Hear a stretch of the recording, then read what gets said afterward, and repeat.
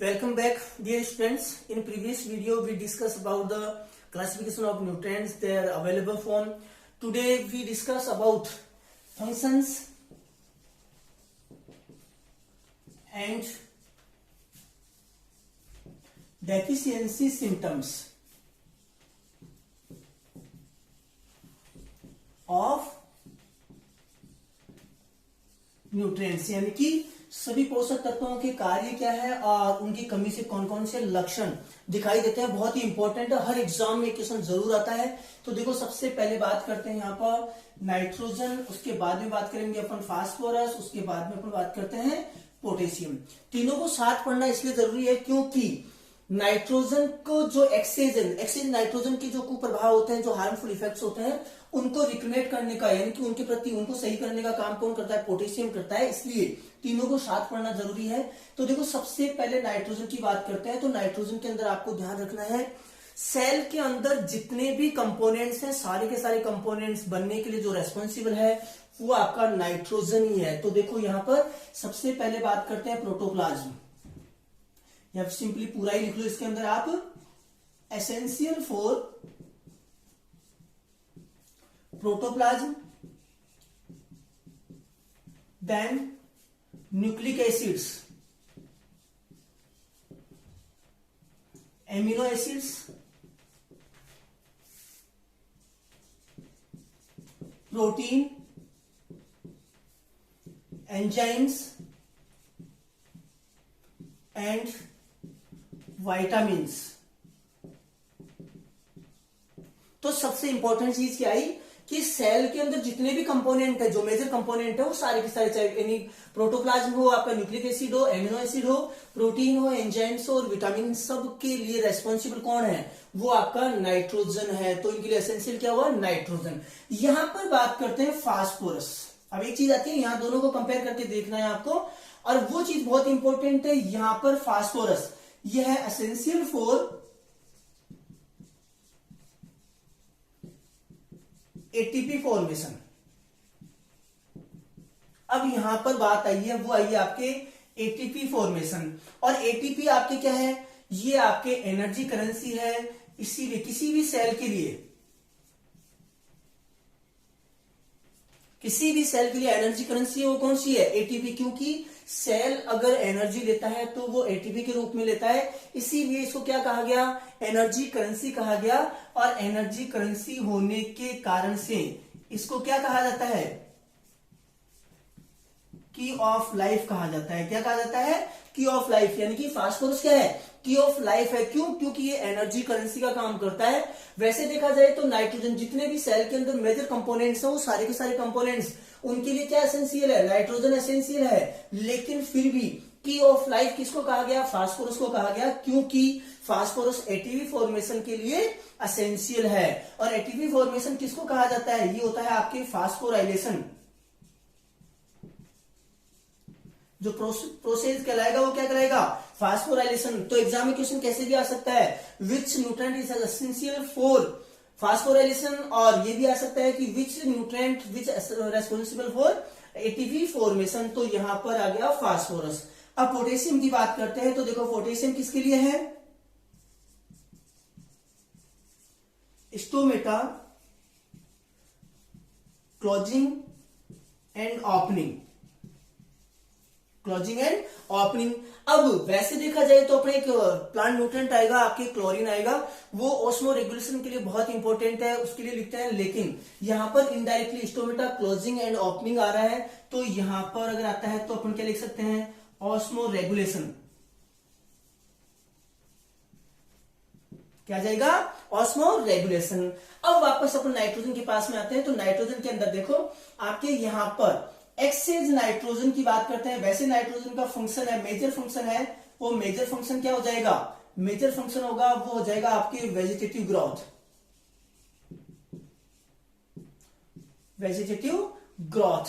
ये तो इसका मेजर फंक्शन हो गया। लेकिन यहां पर जब एक्सेज नाइट्रोजन की बात आती है,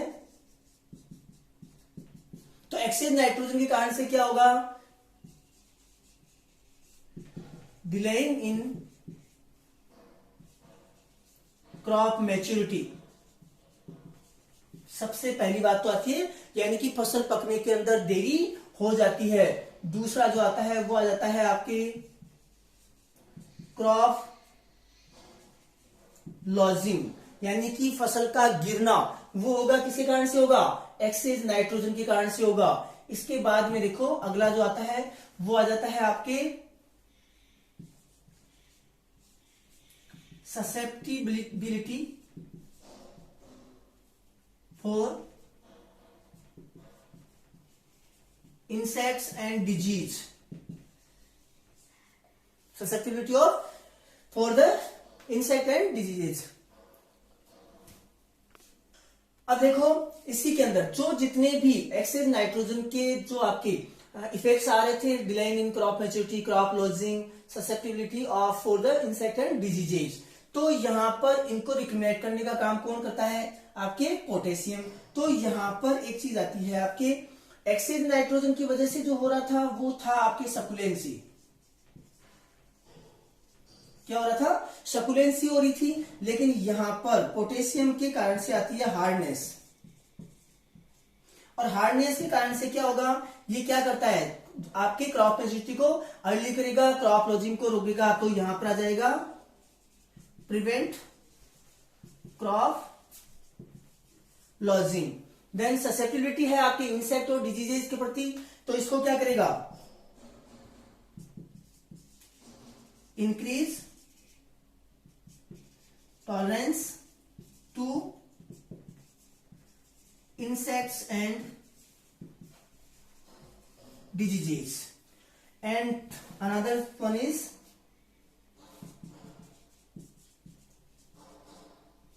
improve the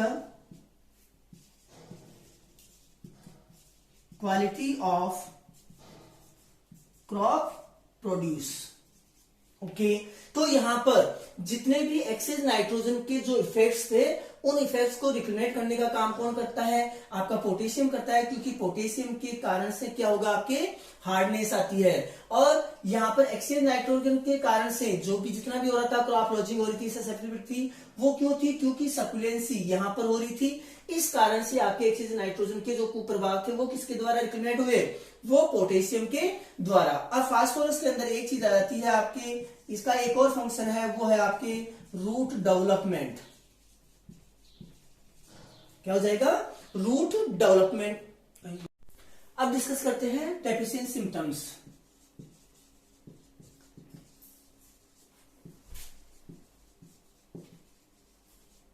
तो देखो डेफिशिएंसी सिम्टम्स, सबसे पहले नाइट्रोजन की बात करते हैं, फास्फोरस की और पोटेशियम की। तो एक अपन ने जो अपना पिछला वीडियो था उसके अंदर देखा था कि कौन सी पत्तियों के ऊपर इनके लक्षण दिखाई देते हैं, डेफिशिएंसी सिम्टम्स कहाँ अपीयर होते हैं, उसके आधार पर तो एक तो कैरेक्टर हो जाएगा, एक होता है कोई भी स्पेसिफिक सिम्टम हो सकता है। तो सबसे पहले देखो नाइट्रोजन, यहां पर आ जाएगा yellowing of older or lower leaves of plants। यहां पर भी वही चीज आएगी, yellowing of older or lower leaves of plants। Okay और इसके अंदर भी वही चीज आएगी, क्योंकि नाइट्रोजन, फास्फोरस और पोटास तीनों के ही लक्षण कहां दिखाई दे रहे थे, लोअर लीव्स पे या पुरानी पत्तियों पे, ओल्डर लीव्स पे। तो yellowing of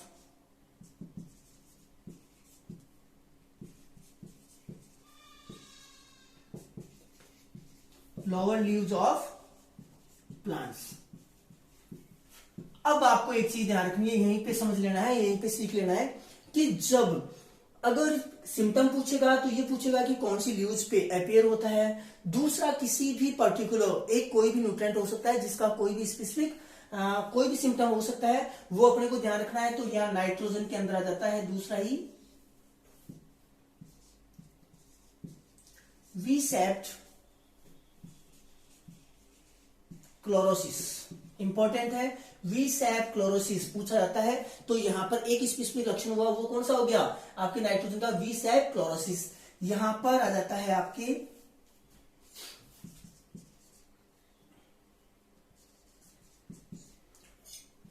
purple colour leaves,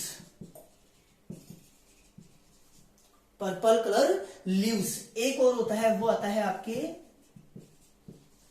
sickle सैप्ड leaves. Okay, और आपका पोटेशियम के अंदर यही रहेगा, येलोविंग ऑफ ओल्डर और लोअर लीव्स ऑफ प्लांट्स। इसके बाद में जो नेक्स्ट है, बात करते हैं जो अगले जो आपका जितने भी न्यूट्रिएंट्स हैं उसके अंदर सबसे पहले आपने पढ़ा प्राइमरी न्यूट्रिएंट्स। अब आएगा आपके सेकेंडरी न्यूट्रिएंट्स। तो सेकेंडरी न्यूट्रिएंट्स के अंदर सबसे पहले आपके कैल्शियम, फिर उसके बाद में मैग्नीशियम और फिर सल्फर। तो देखो साथ ही पढ़ते हैं इनको। यहां पर आ जाएगा कैल्शियम, यहां आ जाएगा आपका मैग्नीशियम और यहां होगा आपका सल्फर। तो देखो कैल्शियम किसके लिए आवश्यक है? Essential for sale division. Important है, बहुत बार ये क्वेश्चन पूछा गया है, ध्यान रखने की बात है। तो पहला हो गया आपके एसेंशियल फॉर सेल डिवीजन। इसके बाद में magnesium, major constituent of chlorophyll. तो क्लोरोफिल का मुख्य घटक हो गया, यहां सेल डिवीजन के लिए आवश्यक हो गया, ये भी आपका इंपॉर्टेंट है, ध्यान रखना है। इसके बाद में आता है आपकी sulphur, essential for oil formation and protein formation, oil formation and protein formation in oil seeds and pulses respectively. Simple सी दो चीजें हो गई, ऑयल फॉर्मेशन ऑयल सीड्स के अंदर और प्रोटीन फॉर्मेशन हो जाएगा वो किसमें हो जाएगा? आपके पल्सेस के अंदर। दूसरा जो इसका कार्य है वो आ जाएगा essential for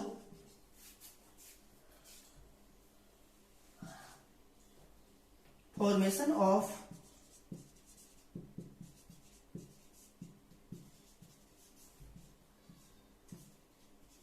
sulphur containing amino acids. किसके लिए हो जाएगा? Sulphur containing amino acids formation के लिए एसेंशियल हो जाएगा। अब वापस आते हैं दूसरा कैल्शियम का। तो इसके अलावा क्या हो जाएगा? यहां पर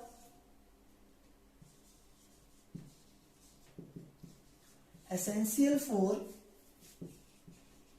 formation of middle lamella of cell wall. तो यहां पर कैल्शियम के दो मेजर फंक्शन हुए, वो कौन से हो गए? एक हो गया आपके सेल डिवीजन, बहुत बार पूछा जाता है, इंपॉर्टेंट है। दूसरा हो जाएगा आपके जो सेल वॉल यानी कोशिका भित्ति है उसके अंदर मिडिल लेमेला जो लेयर होती है उसके फॉर्मेशन के लिए। और यहां पर ये किस रूप में रहता है? ये कैल्शियम पेक्टेट के रूप में, कैल्शियम पेक्टेट के रूप में रहता है। तो यहां पर दो फंक्शंस हो गए कैल्शियम के। इसके बाद में मैग्नीशियम मेजर कॉन्स्टिट्यूएंट है किसका? क्लोरोफिल का, यानी कि क्लोरोफिल के लिए एसेंशियल है। ऐसे भी आ सकता है कि क्लोरोफिल फॉर्मेशन के लिए कौन सा एसेंशियल है, तो वो हो जाएगा मैग्नीशियम। अब बात आती है आपकी डेफिशिएंसी सिम्टम। अपन ने पढ़ा था कैल्शियम और बोरॉन कौन सा था? टेंडर लीव्स पे यानी कि अग्र कलिकाओं पे। तो यहां पर आ जाएगा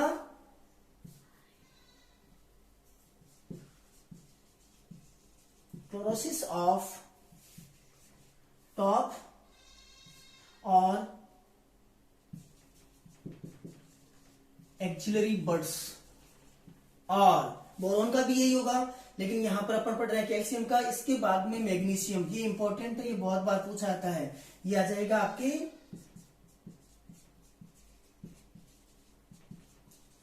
इंटरवेनियल क्लोरोसिस। क्या आ जाएगा? इंटरवेनियल, यानी कि यहां पर अगर लीव्स की बात करते हैं तो लीव्स की बात करेंगे तो यहां पर ये आपकी मिडरिप है और ये जो आपकी वेन्स हैं ये वेंस तो आपकी क्या रहेगी, हरी रहेगी, और वेंस के बीच का जो पार्ट है वो पूरा का पूरा विदर अप हो जाएगा, यानी कि सूख जाएगा। वेंस होती है, वेंस हमेशा हरी रहती है, तो ऐसा आ सकता है due to which nutrient deficiency the veins remain green but all the portion of the leaves is yellowing. तो कौन सा हो जाएगा, यानी कि वेंस ग्रीन रहती है और पूरी की पूरी लीव्स होती है, पूरा का पूरा पार्ट होता है वो सारा का सारा येलो हो जाता है। वो किसके अंदर हो जाएगा, मैग्नीशियम। तो इंटरवेनियल क्लोरोसिस इंपॉर्टेंट है। इसके बाद में सल्फर की बात करते हैं, तो सल्फर के अंदर क्या हो जाएगा, सल्फर के अंदर जो न्यू लीव्स हैं वो क्या हो जाएगी, येलोविंग ऑफ न्यू लीव्स। अब बात करते हैं, देखो जो नेक्स्ट है वो बात आती है आपकी जिंक। तो जिंक की बात करते हैं, तो जिंक क्या जाएगा आपके एसेंशियल फॉर ऑक्सीजन सिंथेसिस। अब आपकी बुक्स में दिया हुआ है IAA सिंथेसिस, IBA सिंथेसिस, तो आपको ध्यान रखना है ऑक्सीजन, सारे के सारे ऑक्सीजन आ गया, तो इसके लिए क्या आ जाएगा आपके जिंक आ जाएगा। जिंक की अगर आप बात करते हैं, डेफिशिएंसी सिम्टम्स की बात करते हैं, तो जिंक किस पर देखा था, यहां पर आ जाएगा आपके chlorosis of middle leaves of plants. Okay, now iron, तो यहां पर आ जाएगा सबसे इंपॉर्टेंट जो है ये आ जाएगा आपके एसेंशियल फॉर, क्या आप ये कह सकते हो जिसके अंदर पहले अपन ने क्लोरोफिल का देखा था, तो ये क्लोरोफिल के अंदर क्या हो जाएगा, क्लोरोफिल के अंदर आप इसको लिख सकते हो रेस्पॉन्सिबल फॉर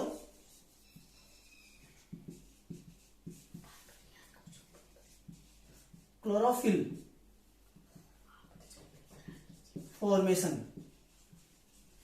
इसमें ध्यान रखना है, पहले आपको क्या करना है, पहले मैग्नीशियम करना है, लेकिन बाद में अगर मैग्नीशियम नहीं है तो रेस्पॉन्सिबल फॉर क्लोरोफिल फॉर्मेशन। दूसरा जाता है आपके इंपॉर्टेंट, ये भी वो है आपके O2 कैरियर इन रेस्पिरेशन। क्या जाएगा, O2 कैरियर, यानी कि ऑक्सीजन को ले जाने का काम कौन करता है, वो आपके आयरन ही करता है। और एक आ जाएगा आपके पार्टिसिपेटिंग ऑक्सीरेडॉक्स रिएक्शंस। ओके, ये हो गया आपके, क्या हो गया, एक तो आपकी क्लोरोफिल फॉर्मेशन के अंदर सहायक है, दूसरा क्या हो जाएगा, रेस्पिरेशन में ऑक्सीजन कैरियर का काम करता है, और एक हो जाएगा आपके ऑक्सीरेडॉक्स रिएक्शंस के अंदर क्या करता है, ये आपके पार्टिसिपेट करता है। यहां पर डेफिशिएंसी की बात करते हैं,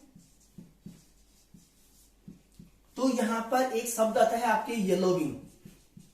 क्या आता है, येलोविंग, वो सबके अंदर हुआ था। और यहां पर अपने को ये भी पता है कि कौन सी लीव्स पे, न्यू लीव्स पे दिखाता है, लेकिन येलोविंग में आपको दो तरीके से बताता हूं, एग्जाम में क्वेश्चन आता है। यहां पर एक बात आती है आपके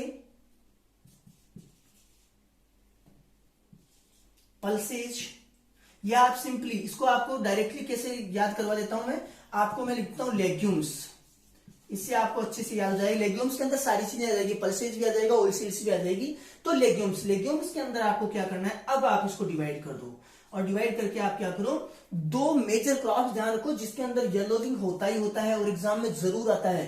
तो यहां पर देखो आपके एक आ जाएगा मूंग, यानी कि ग्रीन ग्राम, और एक आ जाएगा आपकी ग्राउंडनट।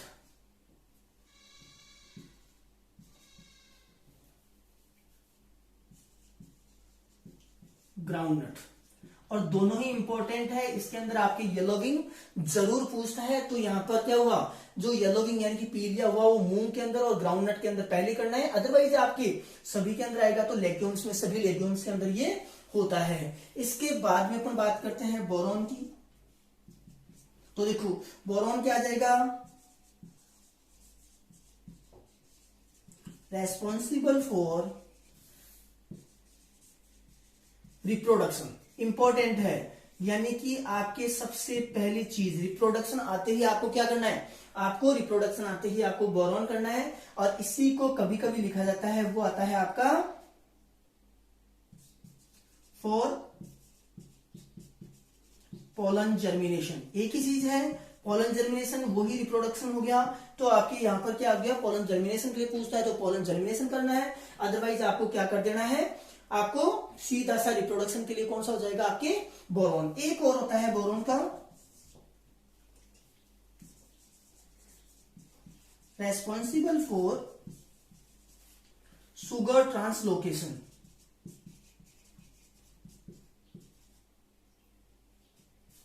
Sugar translocation.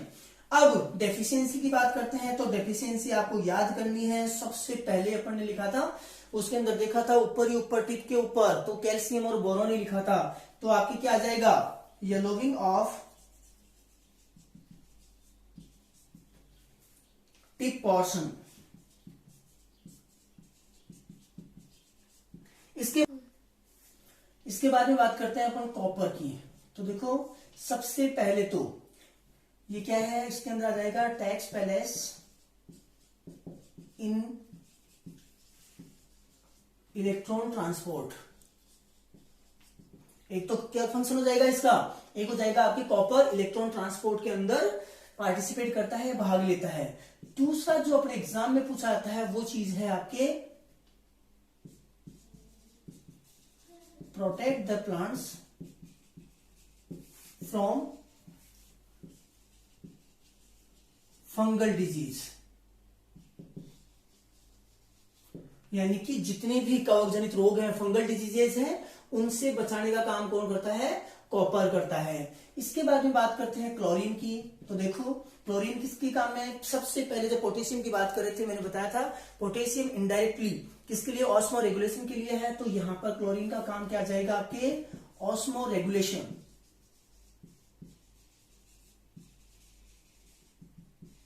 कभी कभी क्या होता है, ये इसके अंदर लिखा हुआ आ जाता है water relation, responsible for water relation.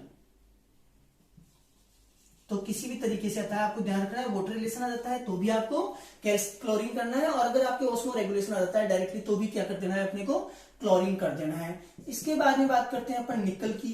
तो देखो निकल के अंदर आ जाएगा आपके रेस्पॉन्सिबल फॉर ग्रेन फिलिंग। इसका जो प्रभाव देखा गया है वो किसमें देखा गया है, केवल ग्रेन फिलिंग के अंदर देखा गया है। इसके बाद में मोलिब्डेनम। तो देखो मोलिब्डेनम यहां पर ये चीज बड़ी इंपॉर्टेंट है, किस नाम में आता है ये, एसेंशियल फॉर नाइट्रोजन फिक्सेशन। बहुत ही इंपॉर्टेंट है, वह न्यूट्रिएंट जो नाइट्रोजन फिक्सेशन के लिए रेस्पॉन्सिबल होता है वो कौन सा है, वो आपका हो जाएगा मोलिब्डेनम। इसके बाद में अपन बात करते हैं सोडियम की। तो सोडियम का केवल शुगर बीट में देखा गया है। तो increase tolerance for drought in sugar beet. Okay, और एक है आपका सिलिकॉन, और ये है आपके, इसका इफेक्ट भी किसमें देखा गया है, राइस में देखा गया है। तो आ जाएगा आपके increase fresh and dry wait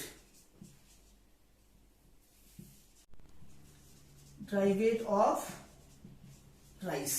ये हो गया। अब आप ये सोच रहे हैं कि सभी के अंदर अपन ने डेफिशिएंसी सिम्टम्स पढ़े, लेकिन इनके अंदर डेफिशिएंसी सिम्टम्स हैं वो अपन ने डिस्कस नहीं किए। तो देखो अगर आपको यहाँ पर, क्योंकि स्पेसिफिक कोई भी इनका कोई लक्षण नहीं है, कोई सिम्टम नहीं है, तो आपको ये ध्यान रखना है कि जैसे मान लो कि कॉपर की बात करते हैं, जब अपन ने डायग्राम के द्वारा पिछले वीडियो के अंदर देखा था कौन सी लीव्स के अंदर दिखाई देते हैं, तो न्यू लीव्स आ गया, क्लोरीन का न्यू लीव्स आ गया। तो अपने को क्या करना है उसी के आधार पर, क्योंकि अगर इनमें से क्वेश्चन पूछेगा तो डेफिशिएंसी सिम्टम्स ये पूछेगा कौन सी लीव्स पे शो होते हैं, और या अदरवाइज पूछेगा आपके फिजियोलॉजिकल डिसऑर्डर। तो यहां पर इसको अपने को इसी तरीके से ध्यान रखना है। इसके बाद में अगला जो आता है आपके, वो है आपके फिजियोलॉजिकल डिसऑर्डर्स, इंपॉर्टेंट है इसी के अंदर। तो यहां पर बात करते हैं अपन फिजियोलॉजिकल डिसऑर्डर्स की, और सबसे पहले ही बात करेंगे आपके नाइट्रोजन की, जो कि बहुत बार पूछा जाता है। तो यहां पर आ जाता है आपके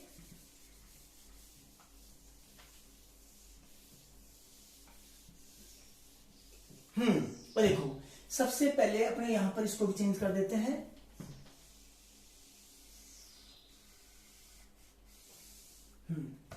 यहां जो बात आ रही है वो आएगी आपके फिजियोलॉजिकल डिसऑर्डर्स की।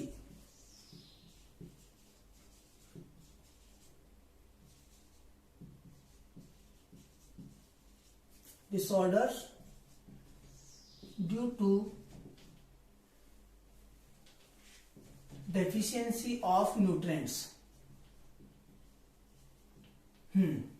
अब देखो सबसे पहले नाइट्रोजन की बात करते हैं। तो नाइट्रोजन के अंदर आपके सबसे पहले आता है बटनिंग। बटनिंग इन कॉलीफ्लावर। पहला तो क्या हो गया, बटनिंग इन कॉलीफ्लावर। यहां पर एक चीज आपको ध्यान रखनी है, वो आपको ध्यान रखनी है एक्सेस नाइट्रोजन के आकार से अपन पढ़ चुके हैं। इसके बाद में बात करते हैं अपन मोलिब्डेनम की, इंपॉर्टेंट है। तो आपके आ जाएगा विक्टेल ऑफ कॉलीफ्लावर, एक चीज आ गया। इसके बाद में दूसरा जो बात करते हैं एमएन। एमएन की बात करते हैं तो सबसे पहले हो जाएगा आपके क्री स्पाइक ऑफ ओट, और एक हो जाएगा आपके पहला ब्लाइट ऑफ सुगर केन। ये हो गया आपके मैग्नीज का। यहां बोरॉन की बात आते ही आपको ध्यान रखना है ब्राउनिंग। ब्राउनिंग आपको किसी में भी पूछा जाता है तो आपको बोरॉन ही करना है, कोई दूसरा चेंज नहीं करना है। इसके बाद में यहां सबसे कंट्रोवर्शियल चीज है दो, जिंक और कॉपर। तो देखो पहले तो कॉपर का पढ़ लेते हैं। तो कॉपर के अंदर आ जाएगा आपके डाइबैक ऑफ सिट्रस एक, दूसरा आ जाएगा आपके गमोसिस ऑफ सिट्रस। अब एक लिटिल लीफ आता है, तो लिटिल लीफ का दोनों ही है, आपके यहां पर जिंक भी है, लिटिल लीफ के अंदर वैसे मोस्टली अपने को करना क्या है, जिंक करना है। लेकिन यहां पर अगर लिटिल लीफ आता है तो सिट्रस के अंदर आपको क्या कर देना है, तो आपको करना है कॉपर। अगर ये नहीं आता है, उस केस में कॉपर नहीं आता है, तो आपको वापस क्या करना है, जिंक। इसके बाद में देखो खेरा ऑफ राइस, और एक हो जाता है आपके व्हाइट बड ऑफ मेज।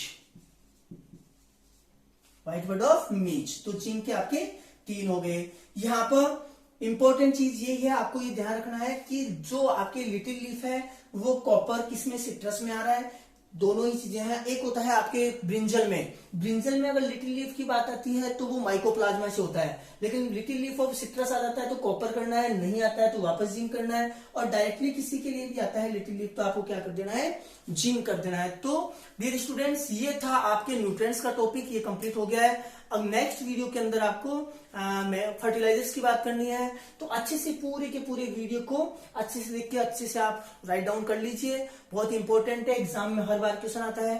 Thank you for watching. Next video के अंदर फिर मिलते हैं।